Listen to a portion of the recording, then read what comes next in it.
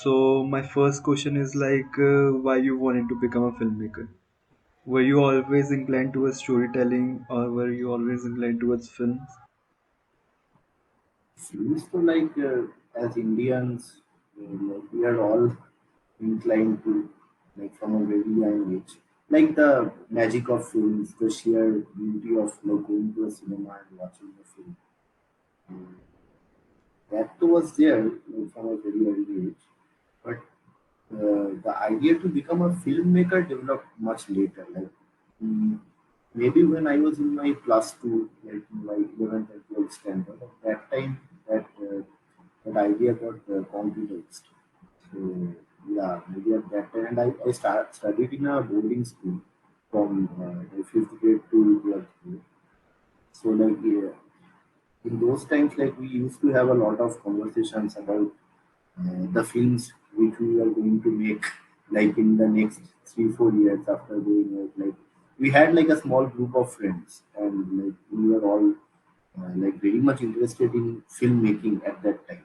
And I'm from Kolkata, so in Bengal there is this very glorious, very much there is a glorious history of films, especially Dey, Bhatak, Sen, these people, so we used to read books written by them.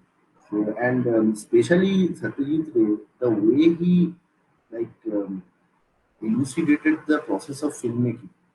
So in a very simple terms, there was this a journal long back called Sandesh, and there he used to write about how can a child make film. Like he simplified the process so easily. Like what is a shot? Like how can you make a shot division? And if someone is, let's say, going from here to the veranda, how will you show it? It's the first you take a shot from inside the room, then you cut, and then you go outside the room and you see him coming out of the room. So this whole now we know that this process is called decoupage. So the way that the scene is being built. So he used to write it in such a lucid manner, and for everyone to understand. And there were these small illustrations, which is actually called storyboard. But so his books made the filmmaking process the mystery about the process that was elucidated quite a bit by reading his books and also watching his films in practice. Also, Ghatak is a bit different in that sense. You most of the times he used to not bend the rules somehow. So it's a Ray was kind of the classical Chaplin, Griffith, this kind of filmmaking. He was from this school, the Hollywood school, let's say. Ghatak was more from the Eisenstein school of his Soviet school. So yeah, so and we used to have long discussions about and like uh, we made some amateur films also, yeah, and that was the time maybe when the love for films became love for filmmaking. And then I actually joined. Uh, 11, 12 is 16, 17. That 16, 17, that was it. And after that I joined medical college. So yeah, I studied MBBS, and right now also I practice a little bit in some hospitals. Yeah, so for 1 or 2 days a week I practice, and the rest of the time I dedicate to films. So yeah, it's going on like that. So why you choose to study medical when you knew you want to become a filmmaker during your Yeah, 20s? so as with most Indian households, middle class Indian households, there is this tendency to go in a professional field, where at least a certain amount of income is guaranteed. So the career is much more settled in that sense. And truth be told, till I was in class 10 or even in the first phase in class 11, I didn't really think much about becoming a filmmaker. It was quite later in my plus 2 level that I kind of uh, made up my mind. But by that time, I was already in my preparation for the medical entrance examination.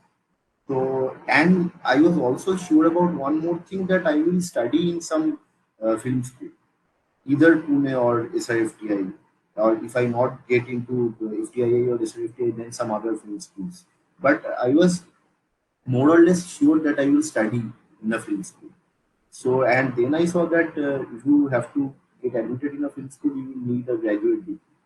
So I thought like I'm preparing for this, so let's do this, and then later I can join. Yeah. Even during my medical college days, we made like very amateurish films, but we were always trying our hand at film. So, what's your opinion on film school? Like, did you like it in SRFT? For me, it has been huge. Like I have see like when I used to make films like with friends in an amateur kind of a way. Uh, Obviously, we didn't have any budget. We didn't need budget also to make those kind of films. But I realized that the education that is being given in a film school is very to the point, like, and you get access to a lot of teachers, lot of equipments, lot of the whole environment is geared towards filmmaking, right? And actually also we were the batch which got delayed due to COVID, so we got admitted in 2020, but our classes started in 2022 properly. So during those 1.5 years, we made a film uh, with other film school seniors, and that film was like leaps ahead of the other films that we were making. And it was like very small things, especially I would say the sense of edit is very important, and that's what is lacking in uh, that's what was lacking in most of my works, like a proper sense of edit, a proper sense of space, pacing the film. That I really got in film school. One more thing that I also got was like a confidence to handle a camera. So like I like let's say there is this notion now that you need to have really costly cameras to achieve a certain look, but and like if you don't get access to a lot of stuff, like let's say probably we have to shoot something and we have to achieve a certain look, but we don't have that kind of a camera, it is still doable. You need to tinker with lights, you need to know how to do the color grading and what can be achieved in a later part. So I would say that if anyone wants to be like an independent filmmaker, a film school will give you the tools in those 2 3 years. The first 2 3 years are the main. So they will give you the tools so that you can actually like go out and shoot without hesitation. I mean, you won't have to worry that this might not look this good, or I have to hire someone, or I have to completely depend on someone. So it gives you the confidence to improve your own skills in all the departments. So whoever, let's say there are 6 departments: direction, producing, editing, cinematography, sound, and here there is animation. In FTIA there is acting. But whoever is studying in whichever department, they get access to all the other departments. That is another huge thing. Like how to lay the say I am studying in editing, but in our cinematography practicals, like for 1 year we do an integrated course. So in the cinematography practicals, we are taught how to lay the tracks, how to balance the tracks, like let's say the basic way to handle a camera. So like we're given that like let's say the a level playing field as a independent filmmaker. So that I couldn't have gotten anywhere else. And also the seniors, also the faculties. So for me, it has been a huge help, especially as I'm coming from a completely different field. So I'm coming from medicine, which is like the poles apart. Like so, for me, it is a huge. So, how the idea for when the Earth rested came? So when the art trusted is our DV film. DV film. The name is called DV film in SRFTI because like it used to be shot in the DV camera earlier, like let's say 10, 12 years ago. So at the end of the first year, the second semester, after the integrated course is over, everyone will have to make one film. Like let's say I will have to direct a film, I will have to uh, be a cinematographer for a film, I will have to be a executive producer for another film, I will have to be a sound recordist for another film. So like there are 60 students in our batch, and everyone works in everyone else's projects, like in a rotational way. So this was our DV film, and there are a lot of constraints because it is like the budget is 2,000 rupees. So one of the main, but they give you the equipment, so which is there. They give you the editing setup that is there, but the camera and all that budget is very less. Um, so and you have to shoot inside the campus. You can't go out of the campus. You have to make a narrative within the campus.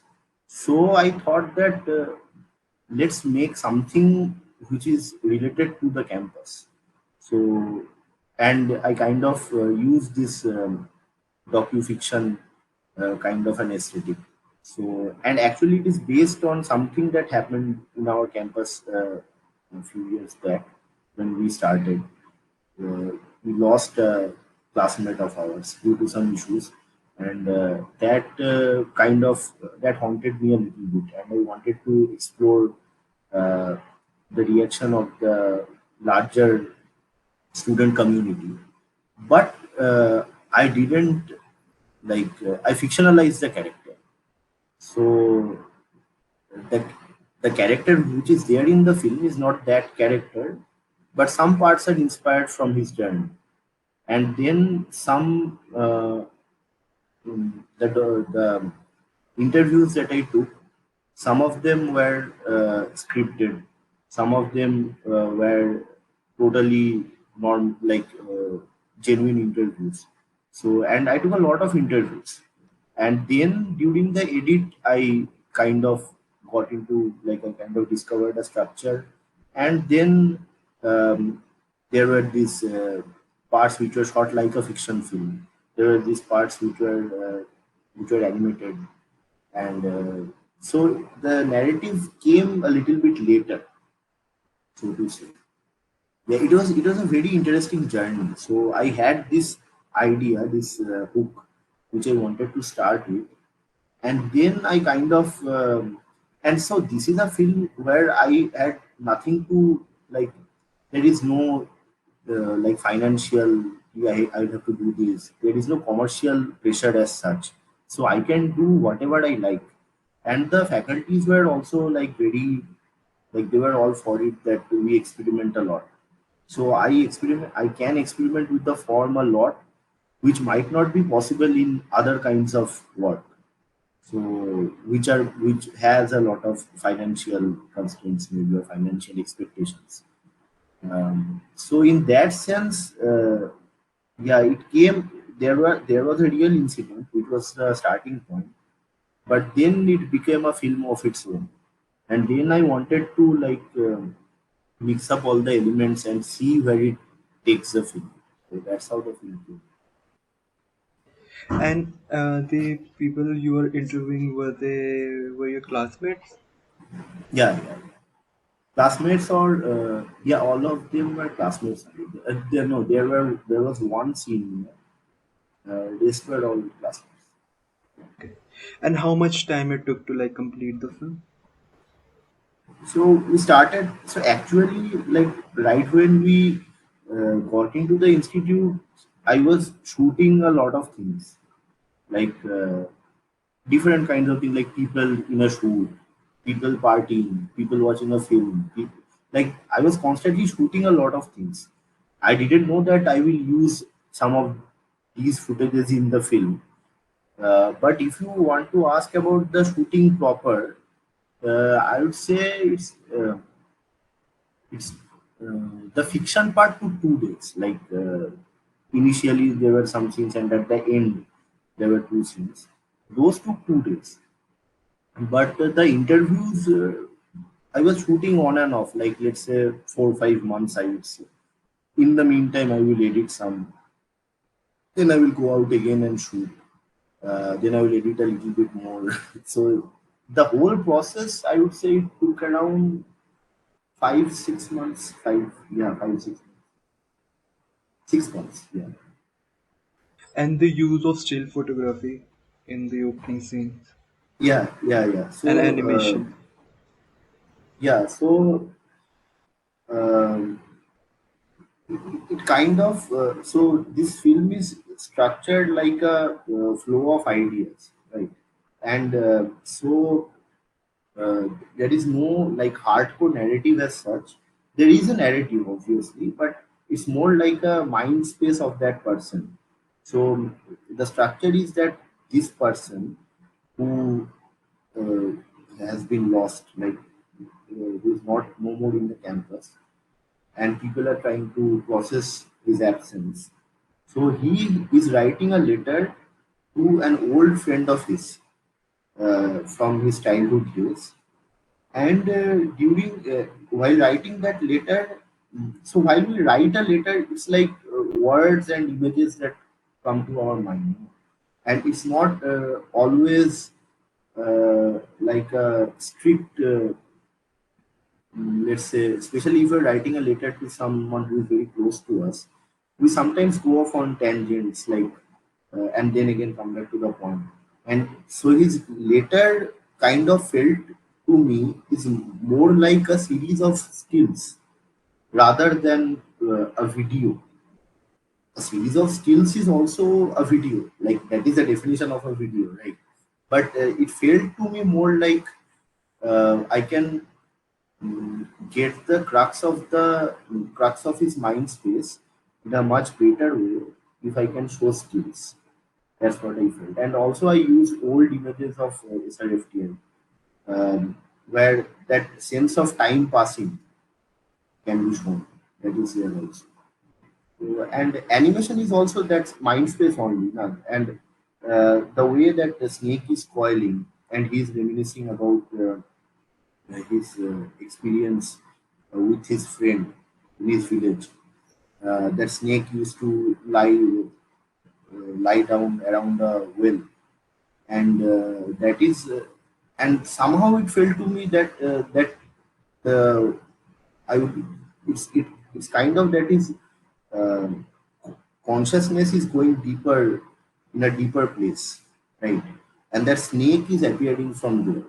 So that's how I felt it, like that. It's just a flight of fancy. Let's say. Like, I can't say that it has this particular meaning, but in a whole context, it might mean something. Like you saw it, like what did it mean to you, if I may ask? Like for me, it's like passing of time, memories. Hmm. That's what I felt. Yeah, it's more like it's like that only. So currently, is it screening anywhere? Last it screened in Chennai International Documentary and Short Films Festival. It was in February. After that, we didn't. We screened once in the institute. It was screened in Kolkata once. Kolkata it was screened twice. In KPFF Kolkata People's Film Festival in January, and IKSFF International Kolkata Short Film Festival. These two festivals in Kolkata, and it premiered in Dharamshala Festival last year. Um, so other than that, no, right now it's not screening. If you could recommend few films, your favorite films and filmmakers.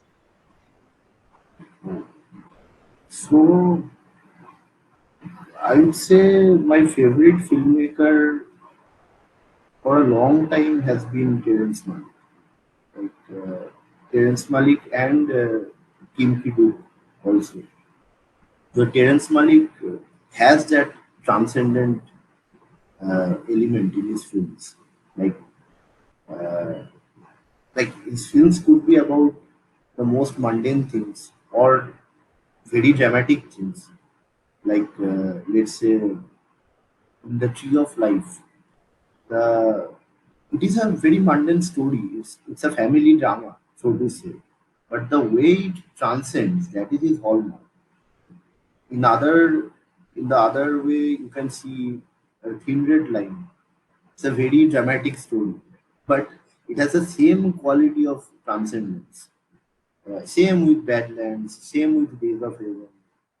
Every film, that is something which I truly want to capture in my films also. That is like, let's say, I can't go to this level, but that that core of transcendence, like whatever situation every human being is in, uh, we want to transcend that, and there is some higher spiritual plane to attain. So that is something which I really admire about his work, and that is there throughout. Whatever topic he is making a film, the core philosophy is there. And Kim Ki-duk, stylistically, you would say that he is totally different from Terrence Malick. But actually, his films are also about transcendence. But they are much more dramatic, much more, there is a lot of violence, a lot of gore and all. But the core is also about transcendence, but the language is very different, right? And recently, like in the last 2 3 years, Kim Ki-duk has probably inspired me more because he comes from a very obviously from a very Buddhist philosophy, and the way that meditation comes in his films, like in very violent times, there is a meditative aspect to his films also. Like there is violence in pain. Sorry, there is meditation in how a person processes pain. Like that is there also, and uh, like what I felt is that how you are processing the feelings, in the sensations in your body is how you can transcend your senses. Basically, how you can transcend pain, suffering, whatever. That is a core of Buddhist philosophy. Uh, and in Kim Ki-duk's films, it is there in a very relatable kind of a way. It's not some esoteric kind of a thing. There is a very let's say a proper narrative, a story which everyone can grasp. It's not very experimental, so to say. It is surreal. There are surreal elements there, but the form is more or less in a narrative kind of a way. And then you process the pain in your body. In every film, it is there.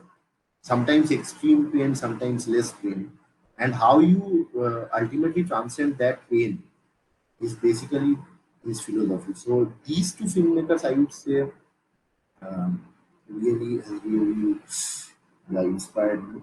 Among Indian filmmakers, especially in Bengal, I would say Mrinal Sen, all three of them, Ghatak, Satyajit, Mrinal Sen, all three of them, but Mrinal Sen specifically because over throughout his career, he has changed the most. Just the way he started his initial films, and you can see the whole the palette of films in his filmmaking body. Like you can get a Bhuvan Song, which is like a satire. You can get a Calcutta 71, which is like a revolutionary film. I interview on similar grounds, and you can get something which is very self-reflexive, like Amar Bhuvan. Uh, Later, you get films which are criticizing the middle class, like the morality of the middle class, let's say, Akil Protidin, Akalar Shanman. So, and his language also changed. Like, initially, he was very much influenced, very initially, his films were like in a typical like style, like not much like Raat Phode, Neel Aakashar Niche, these films. Uh, there were no stamp, like a director stamp is there. But then from Akash Kusum, then later Bhuvan Song, he was very much influenced by the French New Wave. Then after like 10 years, he started developing a style of his own, which is there in Kharij, which is there in Akale Sandhane, Ekdin Protidin. So that is there. And another thing I really like that he peaked when he was in his late 50s, like 50s, 60s. At that time, he peaked. Ghatak and Satyajit, they peaked a lot earlier. And if you see Ray's later works, I shouldn't say this, but it is not to the level of his earlier works, like later few films. But Mrinal Sen maintained the level, and he like, I think he like got better with age a lot more. I am sure Ghatak would have got a lot better with age, but he died early, so that's unfortunate. But Mrinal Sen's filmmaking journey I really love.